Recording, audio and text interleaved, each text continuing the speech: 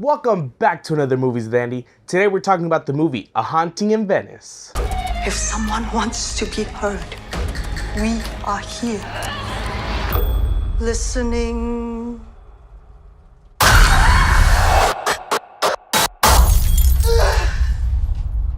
Kenneth Branagh is back directing the third film of famous detective Hercule Poirot. Kenneth Branagh not only directs but actually stars in this film as well. So if you haven't seen the first two films, the first one was Murder on the Orient Express and the second one was Death on the Nile.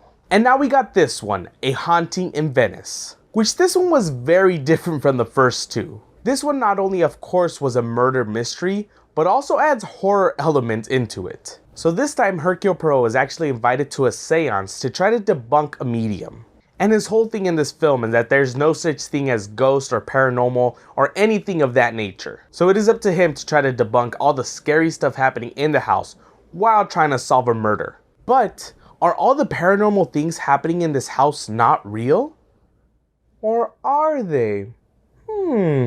So like I said, this one was a big difference from the first two films. There were some good scary moments in this film. There were some moments you just don't expect, but of course there are some generic jump scares in this film. What I really like was the cinematography in this film. They made many shots in this film just seem really creepy. So you were on edge not knowing if there was going to be a jump scare or not. And this whole film takes place in just one huge house in Venice, Italy. But even though it was a big house, it just gave you like a claustrophobic feel in this film. Like the walls were closing in and the character kind of just doesn't know what to do and if it's real or not. And the cinematography just did a great job with making you feel claustrophobic. But of course, with all those scary moments comes the murder mystery. And they actually do a great job giving you little hints throughout the film. And while the characters in Hercule are trying to put it all together, you're trying to figure it out with him as well. I had my little detective magnifier just looking at everywhere on the screen, seeing if I can figure out who the killer was. But of course, the cool part of the mystery is that there's multiple elements to this mystery. Right off the bat, you feel like there's one certain character that you're like,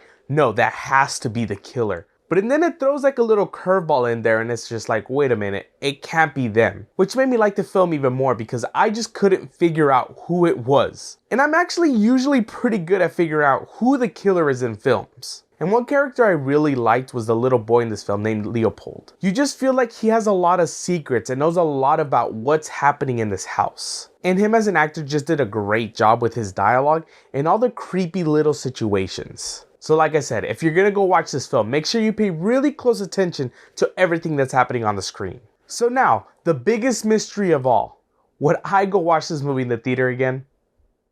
Yeah, I had a really great time watching this film.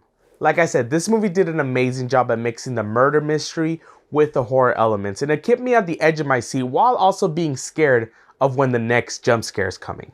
So let me know, do you think Hercule Poirot is the greatest detective of all time? Or who is your favorite movie detective?